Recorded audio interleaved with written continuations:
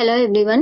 இன்னைக்கு எக்ஸ்டென்ஷன் கிளாஸ்ல நம்ம பார்க்க போற டாபிக் என்ன அப்படின்னு பார்த்தோம்னா communication models, extension methods for transfer of technology. இந்த ரெண்டு டாபிக் மட்டும் தான் இந்த வீடியோல கவர் பண்ணும்.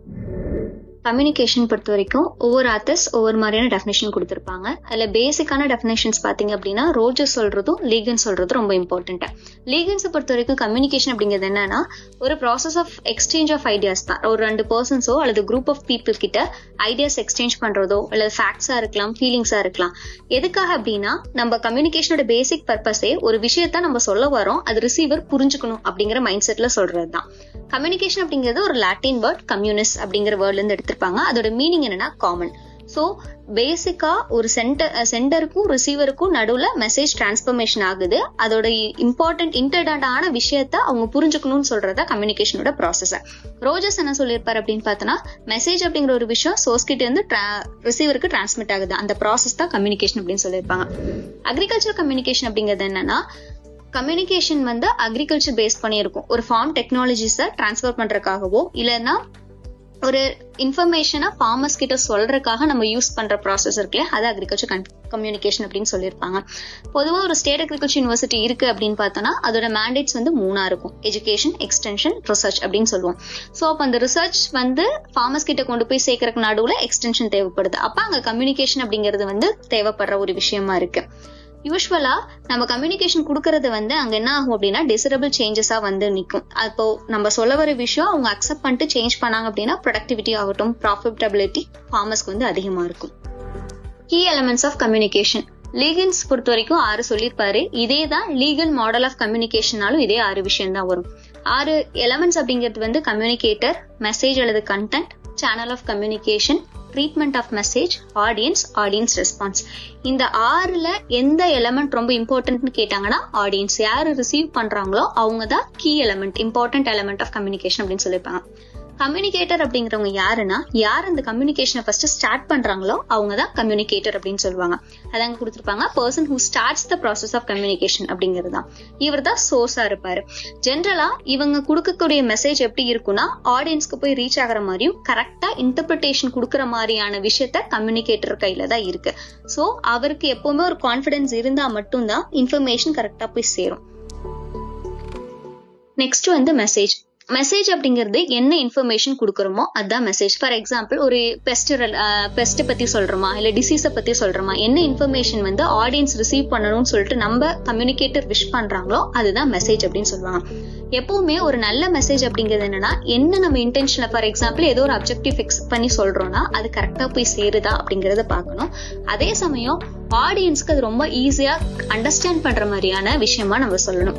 ஃபார் எக்ஸாம்பிள் இப்போ நம்மளே ஸ்டூடெண்ட்ஸ் நம்ம நிறைய கண்டென்ட் படிப்போம். ஆனா ஃபார்மர்ஸ் கிட்ட போய் அப்படியே PH ஈஸி அப்படின்னு சொல்ல மாட்டோம். அவங்களுக்கு புரியுற மாதிரி நம்ம மாத்தி சொல்றோம் இல்லையா, அந்த விஷயம் தான் இங்க சொல்லியிருப்பாங்க. அடுத்து வந்து சேனல்ஸ் ஆஃப் கம்யூனிகேஷன். எந்த மீடியம் மூலமா நம்ம கம்யூனிகேஷனை வந்து சென்ட் பண்றோமோ அதுதான் சேனல் அப்படின்னு சொல்லுவாங்க. ஃபார் எக்ஸாம்பிள் நம்ம இன்ஃபர்மேஷன் ரேடியோ மூலமா கொடுக்கலாம், டெலிவிஷன் மூலமா கொடுக்கலாம். அந்த மீடியம் தான் சேனல் ஆஃப் கம்யூனிகேஷன் அப்படின்னு சொல்லியிருப்பாங்க. அதே மாதிரி ட்ரீட்மெண்ட் ஆஃப் மெசேஜ் அப்படிங்கிறது என்னன்னா எப்படி ஒரு இன்ஃபர்மேஷனை ஹேண்டில் பண்றாங்க, அது வந்து ஆடியன்ஸ்க்கு ஈஸியா புரியுற மாதிரி கன்வெர்ட் பண்றாங்க இல்லையா, அதுதான் ட்ரீட்மெண்ட் ஆஃப் மெசேஜ் அப்படின்னு சொல்லலாம். இன்னும் சொல்ல போனா டெக்னிக் அல்லது ஒரு ப்ரொசீஜர் எப்படி வந்து அந்த மெசேஜை பிரசன்ட் பண்றோம் அப்படிங்கிறது தான் ட்ரீட்மெண்ட் ஆஃப் மெசேஜ். ஆடியன்ஸ் அப்படிங்கிறவங்க ரிசீவர் ஆஃப் த மெசேஜ் தான் இருப்பாங்க. இன்னும் சொல்ல போனா கன்சியூமர் ஆஃப் மெசேஜஸ் அப்படின்னு சொல்லுவாங்க. ஆடியன்ஸ் ரெஸ்பான்ஸ் அப்படின்னு என்னன்னா ஃபீட்பேக் தான். நார்மலா ஒரு கம்யூனிகேஷன் முடியுதோ இல்ல இப்போ ஃபார் எக்ஸாம்பிள் ஏதோ ஒரு ட்ரைனிங் கொடுக்குறீங்க அப்படின்னா லாஸ்ட் என்ன பண்ணுவோம் அப்படின்னா ஃபீட்பேக் எதிர்பார்ப்பாங்க இல்லையா. சோ அது ரொம்ப இம்பார்ட்டன்டான ஒரு விஷயம். ஏன் அப்படின்னா அந்த ரெஸ்பான்ஸ் அப்படிங்கிறது வந்து லைக் நமக்கு வந்து பாசிட்டிவா இருக்கலாம், நெகட்டிவா இருக்கலாம். பட் ஆடியன்ஸ் ரெஸ்பான்ஸ்ங்கிறது one of the element of the communication. Next இப்போ நம்ம சொன்னோம் இல்லையா, அந்த சேனல்ல என்னன்னா கிளாசிபிகேஷன் ஆஃப் சேனல்ஸ் இருக்கு. ரோஜர் ஷோமேக்கர் என்ன சொல்லியிருப்பாங்கன்னா சேனல்ஸை வந்து 4 பிரிச்சிருப்பாங்க. Interpersonal channel, mass media channel, localite and cosmopolite channel அப்படின்னு சொல்லியிருப்பாங்க. இன்டர்பர்சனல் அந்த நேம்லயே இருக்கு. இன்டர்பர்சனல்னா 2 பர்சனுக்கு நடுவுல நடக்கக்கூடிய விஷயம் தான் இன்டர்பர்சனல். சோ அது எப்படி இருக்கும் அப்படின்னு பார்த்தா ஃபேஸ் டு ஃபேஸ் கம்யூனிகேஷனா இருக்கலாம் 2 அல்லது மேற்பட்ட பீப்புளுக்கு மேல. அதே மாஸ் மீடியா அப்படின்னு சொல்ல போனா ஃபார் எக்ஸாம்பிள் இப்ப டிவி ஆகட்டும், ரேடியோ ஆகட்டும், எல்லாமே என்ன பண்றோம்னா ஷார்ட்டர் பீரியட்ல லார்ஜ் பீப்புளுக்கு கன்வே பண்றதுக்காக நம்ம யூஸ் பண்ற சேனல் மாஸ் மீடியா சேனல்ஸ். இங்க வந்து பிசிக்கலா வந்து லைக் செப்பரேட் பண்ணப்பட்டிருப்பாங்க, லைக் சென்டரும் ரிசீவர். அதே மாதிரி லோக்கலைட் அண்ட் காஸ்மோபாலிட்.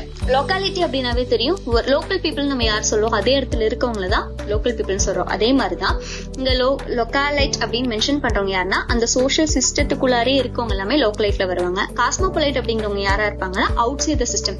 அப்ப அவுட் சைடுங்கும் போது அவங்களோட கல்ச்சர்ஸ் வேறையா இருக்கும், கம்யூனிகேட் பண்ற விதம் ஆகட்டும், சோ அது கொஞ்சம் டிஃபரன்ஸ் இருக்கும்.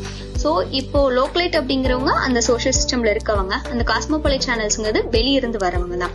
இன்டர்பர்சனல் நம்ம சேனல்னு சொல்றோம்ல, அவங்க மேபி லோக்கலைட்டாவும் இருக்கலாம், காஸ்மோபாலிட்டாவும் இருக்கலாம். ஆனா எப்பவுமே மாஸ் மீடியா சேனல் அப்படிங்கிறது காஸ்மோபாலிட்டா தான் இருக்கும்.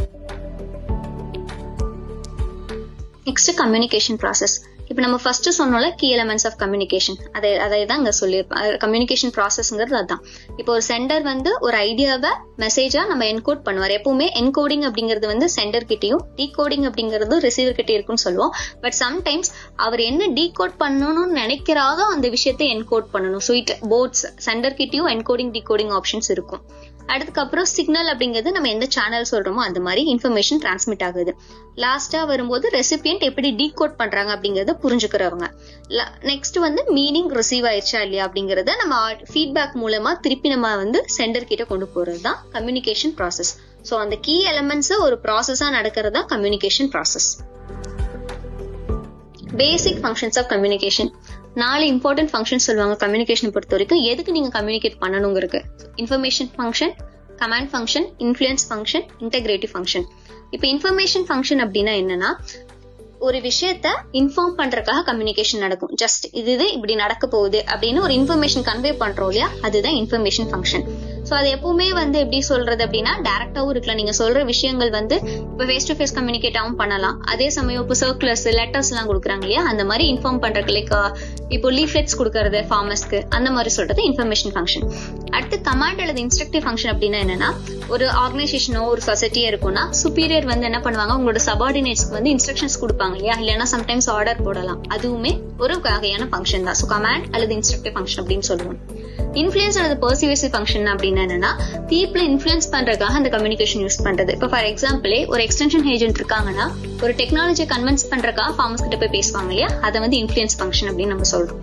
நெக்ஸ்ட் வந்து integrative function. Major function of கம்யூனிகேஷனை பொறுத்த வரைக்கும் இப்போ ஒரு ஆர்கனைசேஷன் இருக்குன்னா அது இன்டர் பர்சனல் லெவல்ல எல்லாத்தையும் இன்டகிரேட் பண்றது, அதாவது ஒருங்கிணை வைக்கிறதுக்கு அப்படிங்கறதுக்கு வந்து நமக்கு வந்து கம்யூனிகேஷன் ரொம்ப தேவைப்படுது அப்படிங்கறதா. ஸோ இதான் பேசிக்கான கம்யூனிகேஷனோட functions. Next models of communications. Models வந்து ஒரு நிறைய மாடல்ஸ் இருந்தாலும் இம்பார்ட்டன்ட் மாடல்ஸ் மட்டும் இங்க பார்க்கலாம். ஃபர்ஸ்ட் வந்து அரிஸ்டாட்டில் மாடல் ஆஃப் கம்யூனிகேஷன். இதான் ஃபர்ஸ்ட் பேசிக்கா வரக்கூடிய ஒரு மாடல், அரிஸ்டாட்டில் மாடல். இதுல வந்து மூணே எலிமெண்ட் மட்டும் தான் அவர் சொல்லியிருப்பாரு. ஸ்பீக்கர்னு ஒருத்தவங்க இருப்பாங்க, ஸ்பீச், ஆடியன்ஸ். ஸ்பீக்கர்னா உங்களுக்கே தெரியும் எந்த பர்சன் ஹூ ஸ்டார்ட்ஸ், இவர் கம்யூனிகேட்டரா இருப்பாரு. ஸ்பீச் அப்படின்னு நம்ம சொல்றது கண்டென்ட், எதை பத்தி பேசுறாங்க அப்படிங்கிறது. ஆடியன்ஸ் அப்படிங்கிறவங்க the person who listens. Shannon and Weaver model of communication. இதுல இம்பார்ட்டன்டான கொஸ்டின் அப்படின்னா இருக்க மாடல்ஸ்ல நாய்ஸை ஃபர்ஸ்ட் ரெப்ரசென்ட் பண்ண மாடல் எதுன்னு கேட்டாங்கன்னா ஷானன் அண்ட் வீவர் மாடல் தான். சோ இவரை பொறுத்த வரைக்கும் என்னென்ன உள்ள கண்டென்ட் எலிமெண்ட்ஸ் இருக்கு அப்படின்னு பார்த்தோம்னா இன்ஃபர்மேஷன் சோர்ஸ் அப்படிங்கிறவங்க ஒருத்தவங்க இருப்பாங்க. அவங்க மெசேஜை என்கோட் பண்ணுவாங்க. அது சிக்னல் மூலமா டிரான்ஸ்மிட் ஆகும், லைக் சேனல்ங்கிறது நடுவில் ஒன்று இருக்கும். நெக்ஸ்ட் வந்து ரிசீவர் டீகோட் பண்றவங்க ஒருத்தவங்க இருப்பாங்க. ஃபைனல் டெஸ்டினேஷன் மெசேஜ் போகுது அப்படிங்கிறது. இதுக்கு நடுவுல நாய்ஸ் அப்படிங்கிற ஒரு விஷயத்தை இன்ட்ரோடியூஸ் பண்ணவர் யாருன்னா ஷானன் அண்ட் வீவர் தான். சோ இது இன்ஃபர்மேஷன் சோர்ஸ்னே ஃபர்ஸ்டே நம்ம சொன்னோம், டிசரபிள் மெசேஜை கொடுக்கறவங்க. சேனல்ஸ் கேரி ஆகிறதா, டெஸ்டினேஷன்ங்கிறது ஃபைனல் கன்சியூமர், அதாவது அந்த கண்டென்ட் கன்சியூம் ஆயிருக்கான்னு பாக்குறதா ஃபைனல் டெஸ்டினேஷன் இங்க பொறுத்த வரைக்கும். நெக்ஸ்ட் வந்து ஷாம்ஸ் மாடல் ஆஃப் கம்யூனிகேஷன். இதை ஷார்ட் ஃபார்மா SESSDன்னு சொல்லலாம். அதாவது centre, encoder, signal, decoder, destination அப்படிங்கறத ரிசீவர் அங்க வந்து டெஸ்டினேஷன் சொல்லுவாங்க. சோ இந்த ப்ராசஸ் பொறுத்த வரைக்கும் என்ன அப்படின்னா இங்க வந்து மெசேஜ் இப்ப நம்ம ஃபர்ஸ்ட் டைம் முன்னாடி சொன்னோம்ல, அந்த சோர்ஸ் பர்சன் வந்து மெசேஜ் டீகோட் பண்ணிட்டு அதுக்கு ஏத்த மாதிரி என்கோட் பண்ணணும். அவரு ஃபர்ஸ்ட் என்ன சொல்ல வராருங்கிறது புரிஞ்சுட்டு அதை என்கோட் பண்ணுங்கிறத அங்க சொல்லியிருப்பாங்க. ரிசீவர்ஸுமே அதே சேம் தான் வரும். சோ அப்ப அந்த என்கோடிங் டீகோடிங்கிறது ரெண்டு சைட்லயுமே நடக்கும் அப்படின்னு சொல்லியிருப்பாங்க. சோர்ஸ் சைட்லயும் நடக்கும், ரிசீவர் சைட்லயும் நடக்கும். சோ இதோட ப்ராசஸ் எப்பவுமே சைக்கிளிக்கா இருக்கும், இது வந்து கண்டினியூஸா நடந்துட்டே இருக்கும் அப்படின்னு சொல்லியிருப்பாங்க. அதுக்கப்புறம் இங்க வந்து சென்டர் ஆகட்டும் ரிசீவர் ஆகட்டும் பேக் டு பேக் இங்க வந்து கம்யூனிகேட் பண்ணுவாங்க. ஏன்னா நம்ம ஆடியன்ஸ் கிட்ட இருந்து ரெஸ்பான்ஸ் கொடுத்து திருப்பி அது சென்டர் கிட்ட தான் போகுது. சோ இந்த ப்ராசஸ் ஆஃப் ஃபீட்பேக் அப்படிங்கிறது ரொம்ப இம்பார்ட்டன்ட். எந்த மாடல்ல ஃபீட்பேக்கை பத்தி அதிக எம்பசிஸ் கேட்டிருக்குன்னு சொன்னாங்கன்னா ஷாமன்ஸ் மாடல் ஆஃப் கம்யூனிகேஷன் அப்படின்னு சொல்றது. இந்த மாடல் ஆஃப் கம்யூனிகேஷன் யாருக்கு செட் ஆகும் அப்படின்னு பார்த்தோம்னா மாஸ் மீடியாவுக்கு செட் ஆகும். அதே மாதிரி ஃபர்ஸ்ட் சொன்னோம்ல லீகல் மாடல், அதுதான் வந்து ஃபீல்ட் ஆஃப் எக்ஸ்டென்ஷனுக்கு யூஸ் பண்ணக்கூடிய மாடல் அப்படின்னு சொல்லுவாங்க. நெக்ஸ்ட் வந்து பெர்லோஸ் மாடல் ஆஃப் கம்யூனிகேஷன். இதோட மெயின் இது வந்து என்னன்னா பிஹேவியர் எம்பசிஸ் பண்றதான மாடல் எதுனா பெர்லோ மாடல் தான். இதுல 3 எலிமெண்ட் ரொம்ப important: source, message, channel, receiver. Source வந்து இவங்க எதெல்லாம் இன்க்ளூட் பண்ணிருப்பாங்க சோர்ஸ்ல அப்படின்னு பார்த்தோம்னா, இப்போ ஒருத்தவங்க கம்யூனிகேட் பண்றதுக்கு ஸ்டார்ட் பண்றாங்க அப்படின்னா அவங்களுக்கான கம்யூனிகேஷன் ஸ்கில் இருக்கணும், நல்ல ஆட்டிடியூட் இருக்கணும், அதை பத்தின நாலேஜ் சிஸ்டம் இருக்கணும், எந்த மாதிரியான சிஸ்டத்துக்கு நம்ம கன்வே பண்றோம், லைக் சோஷியல் சிஸ்டம் அவங்க சொல்றது எந்த மாதிரி குரூப் ஆஃப் பீப்புளுக்கு நம்ம அதை சொல்றோம் அப்படிங்கிறது, அவங்களோட கல்ச்சர் என்ன, இதெல்லாம் அண்டர்ஸ்டாண்ட் பண்ணா மட்டும்தான் நம்ம பண்ணக்கூடிய கம்யூனிகேஷன் ப்ராப்பரா நடக்கும். மெசேஜஸ்ல வந்து உங்க வந்து எலமெண்ட்ஸ் அப்படின்னு சொல்றது வந்து கண்டென்ட் இருக்கணும், ட்ரீட்மெண்ட் இருக்கணும், கோடு இருக்கணும். அப்படிங்கிறது கண்டென்ட்ங்கிறது என்ன சொல்ல வரமோ அதான் சப்ஜெக்ட் மேட்டர். ட்ரீட்மெண்ட் நம்ம ஃபர்ஸ்டே சொன்னோம், எப்படி நம்ம புரியுற மாதிரி மாத்திரமோ அது. கோட் அப்படிங்கிறது வந்து லாங்குவேஜ் மாதிரி தான். எப்படி நம்ம கம்ப்யூட்டர் கோட் அப்படின்னு சொல்றோம் அதே மாதிரி இங்க நம்ம கோடுங்கிறது லாங்குவேஜ் எப்படி யூஸ் பண்றோம் அப்படிங்கிறது. சேனல்ஸ் பொறுத்த வரைக்கும் நம்ம எந்த மாதிரியான channels like seeing, hearing, touching, smelling, tasting எந்த மாதிரியான சேனல்ஸ் மூலமா நம்ம யூஸ் பண்றோம். ரிசீவருக்கும் இதே விஷயங்களுக்கும் நான் உங்களுக்கு சொல்ற விஷயம் புரியணும், ஆட்டிடியூட் ப்ராப்பரா இருக்கணும், நாலேஜ் இருக்கணும், சோஷியல் சிஸ்டம், கல்ச்சர், இதெல்லாம் சேர்ந்துதான் Berlo's model of communication. Rogers and Shoemaker model of communication பொறுத்த வரைக்கும் 5 element important: source, message, channel, receiver, effects. Lasswell model பொறுத்த வரைக்கும் அதே சோர்ஸ் இதே தான், ஆனா வேர்ட்ஸ் மட்டும் மாத்தி கொடுத்திருப்பாரு. லைக் ஹூ சேஸ், யாரு சொன்னாங்க, என்ன சொன்னாங்க, எந்த சேனல்ல சொன்னாங்க, யாருக்கு சொன்னாங்க, எந்த சர்க்கம்ஸ்டன்ஸ்ல சொன்னாங்க அப்படிங்கிறது ரொம்ப இம்பார்ட்டன்ட். இங்க சர்க்கம்ஸ்டன்ஸ்ங்கிற ஒரு வார்த்தை வந்து ஆட் ஆயிருக்கும். எந்த எஃபெக்ட்ல போய் முடிஞ்சுது அப்படின்னு சொல்லிட்டு லாஸ்வெல் மாடல்ல டிஸ்கஸ் பண்ணிருப்பாங்க. நெக்ஸ்ட் வந்து types of communication. Types of communication பொறுத்த வரைக்கும் மேக்ஸிமம் இது எல்லாத்துக்குமே தெரியும் தான், ஈஸியான இதுதான். ஸோ இதுல வேர்ட்ஸ் மட்டும் கரெக்டா பார்த்தா போதும். வெர்பல் கம்யூனிகேஷன் அப்படின்னு சொல்லலாம், இல்லைன்னா ஓரல் கம்யூனிகேஷன் கூட சொல்லலாம். லைக் ஜென்ரலா இந்த கம்யூனிகேஷன் வந்து ஸ்போக்கன் வேர்ட்ஸ், இப்போ பேசுற மூலமா கம்யூனிகேட் ஆகுது இல்ல, அதான் verbal communication.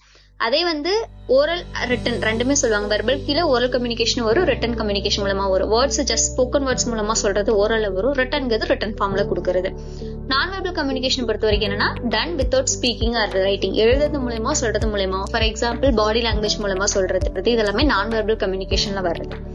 Intra personal communication, inter personal communication ஒரு பர்சனுக்குள்ளாரே நடக்குது. லைக் என்ன சொல்றது, அந்த அவரோட மைண்ட் கிட்ட அவரே பேசிக்கிறதால one to talking to one self அப்படிங்கறது இன்ட்ரா பர்சனல் கம்யூனிகேஷன். அதே 2 பர்சனுக்கு நடுவில் ஒரு கம்யூனிகேஷன் நடக்குது அப்படின்னா இன்டர் பர்சனல் கம்யூனிகேஷன். அதே மாதிரி குரூப் கம்யூனிகேஷன் ஒரு குரூப் ஆஃப் பீப்புளுக்குள்ளார ஒரு கம்யூனிகேஷன் இருக்கும். அதுல மேக்ஸிமம் பாத்தீங்கன்னா காமன் இன்ட்ரெஸ்ட் அப்படிங்கிற ஒரு விஷயம் இருக்கும். மாஸ் கம்யூனிகேஷன் ஒரே டைம்ல லார்ஜரான ஆடியன்ஸ் வந்து கம்யூனிகேட் பண்றது. அப்போ அவங்க போகும்போது என்ன ஆகும்னா மேக்ஸிமம் வந்து பிசிக்கல் பிரசன்ஸ் இருக்காது. லைக் அந்த ரிசீவருக்கும் சென்டருக்கும் டிஸ்டன்ஸ்ல இருப்பாங்க. எதெல்லாம் மாஸ் கம்யூனிகேஷனுக்கு யூஸ் பண்ணுவாங்கன்னு பார்த்தோம்னா like radio, TV, news papers, magazines இந்த மாதிரி சொல்றது எல்லாமே மாஸ் கம்யூனிகேஷன் கீழே வருது. நெக்ஸ்ட் வந்து ஆர்கனைசேஷன் கம்யூனிகேஷன். ஒரு ஃபார்ம் ஆஃப் கம்யூனிகேஷன் ஒரு ஆர்கனைசேஷன் நடக்குது. அதாவது இது சொல்ல போனா இது ஒரு ஸ்ட்ரக்சர்டு செட்டிங் அப்படின்னு சொல்லலாம். கிட்டத்தட்ட ஒரு ஃபார்மல் கம்யூனிகேஷன் மாதிரி. இங்கேயும் 2 வேஸ் ஆஃப் நடக்கும். லைக் ஐடியாஸ் வந்து டிரான்ஸ்பர் ஆகும். அடுத்து வந்து கிரேப்வைன் கம்யூனிகேஷன். கிரேப்வைன் கம்யூனிகேஷன்ங்கிறது என்ன அப்படின்னா ஜென்ரலா ஒரு ஆர்கனைசேஷன்ல இன்ஸ்டிடியூஷன்ஸ்ல இருக்கிறது தான். லைக் இது ஒரு ரூமர் காசிப் பேசுறாங்கன்னு சொல்றாங்களா, அதான் கிரேப்வைன் கம்யூனிகேஷன். ஜென்ரலா வந்து சூப்பர்வைசர் வந்து கிரேப்வைனுக்கு வந்து அட்டென்ஷன் கொடுக்கணும் அப்படின்னு சொல்றாங்க. ஏன்னா ஃபார்முலா கன்வே ஆகாத மெசேஜஸோ இப்போ ஃபீட்பேக்கே இருந்தாலும் இப்போ டக்குன்னு சபார்டினேட்ஸ் வந்து சுப்பீரியர்ஸ் கிட்ட வந்து அப்படி ஸ்ட்ரைட்டா சொல்ல மாட்டாங்க. சம்டைம் இந்த காசிப்பிங் மூலமா தான் வந்து அவங்களுக்கே தெரியும் என்ன நடக்குது அப்படிங்கிறது. ஸோ கிரேப்வைன் கம்யூனிகேஷனும் இம்பார்ட்டன்ட் தான் வந்து ஒரு ஆர்கனைசேஷன் பொறுத்து. Next downward communication. Downward communication top ஆர்கனைசேஷன்ல இருக்காங்க, அவங்க வந்து பாட்டம் அனுப்புறாங்க. ஃபார் எக்ஸாம்பிள் அது ஆர்டர்ஸா இருக்கலாம், லெட்டர்ஸா இருக்கலாம், சர்க்குலர்ஸ் இந்த மாதிரி சொல்றது எல்லாமே டவுன்வர்ட் கம்யூனிகேஷன்ல வரும். அதே மாதிரி அப்வர்ட் கம்யூனிகேஷன் எதுனா கீழ இருந்து மேல போகும். லைக் சுப்பீரியருக்கு வந்து கீழே இருக்கிறவங்க வந்து கொடுப்பாங்க. அது என்னவா இருக்கலாம் அப்படின்னு பார்த்தீங்கன்னா ரெக்வஸ்ட் லெட்டர்ஸா இருக்கலாம். அந்த மாதிரி சப்மிட் பண்றது அப்வர்ட் கம்யூனிகேஷன்ல வருது. அதே மாதிரி எப்போ ஒரு அப்வர்ட் கம்யூனிகேஷன் ரொம்ப எஃபெக்டிவா இருக்கும் அப்படின்னு பார்த்தோம்னா எப்போ அந்த ஆர்கனைசேஷன் வந்து எம்ப்ளாயிஸ் வந்து ப்ராப்பரா எம்பவர் பண்றாங்க, அவங்கள வந்து டெசிஷன் மேக்கிங்க்கு பார்ட்டிசிபேட் பண்ண வைக்கிறாங்களோ அப்பதான் அப்வர்ட் கம்யூனிகேஷன் வந்து ரொம்ப எஃபெக்டிவா இருக்கும். இதெல்லாம் போக சம் இம்பார்ட்டன்ட் கான்செப்ட் கம்யூனிகேஷன்ஸ் பொறுத்த வரைக்கும் என்னன்னா ஃபிடெலிட்டி அப்படிங்கிறது என்னன்னா ஃபெய்த்ஃபுல் பெர்ஃபார்மன்ஸ் ஆஃப் கம்யூனிகேஷன் அப்படின்னு சொல்லுவாங்க. நம்ம சொல்ற ஒரு விஷயம் என்னென்னலாம் கம்யூனிகேஷன் ப்ராசஸ்ல எல்லா எலமெண்ட்ஸ் இருக்கோ அதோட ஃபெய்த்ஃபுல் பெர்ஃபார்மன்ஸ் தான் ஃபிடெலிட்டி. அதே கிரெடிபிலிட்டி அப்படிங்கிறது பர்சீவ்ட் ட்ரஸ்ட் வர்த்தினஸ் அப்படின்னு சொல்லுவாங்க. ஃபார் எக்ஸாம்பிள் ஒரு இன்ஃபர்மேஷன் எங்கேயாவது எடுத்தா அது கிரெடிபிலிட்டி அப்படின்னு சொல்றது வந்து என்ன சொல்ல வராங்கன்னா இது கரெக்டா இருக்குமா இல்லையான்னு சொல்லிட்டு யோசிக்கிறோம் இல்லையா, அதுதான். ஸோ அந்த இன்ஃபர்மேஷன் வந்து ப்ராப்பரா இருக்கணும். லைக் அது ட்ரஸ்ட் வர்த்தினஸா இருக்கிறதா வந்து என்ன சொல்றாங்கன்னா கிரெடிபிலிட்டி அப்படின்னு சொல்லியிருப்பாங்க.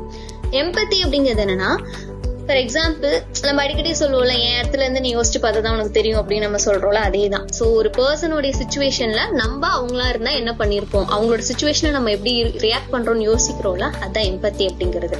அடுத்து வந்து பர்சுவேஷன் ஃபர்ஸ்டே சொன்னோம், இன்ஃபுளுன்ஸ் பண்றது அப்படின்னு சொல்லிட்டு ஒரு ஆட்டிடியூட்லயோ பிஹேவியர்லயோ அவங்களுக்கு ஒரு சேஞ்ச் கொண்டு வரக்காக இன்ஃபுளுன்ஸ் பண்றதா பர்சுவேஷன். ஹோமோஃபிலி ஹெட்ரோஃபிலிங்கிற கான்செப்ட் வந்து கம்யூனிகேஷன்ல இருக்கு. அது யார் அந்த கான்செப்ட் கொடுத்தாங்கன்னு பாத்தீங்கன்னா லேசர்ஃபெல்ட் அண்ட் மெர்ச்சன் அப்படிங்கிறவங்க தான்.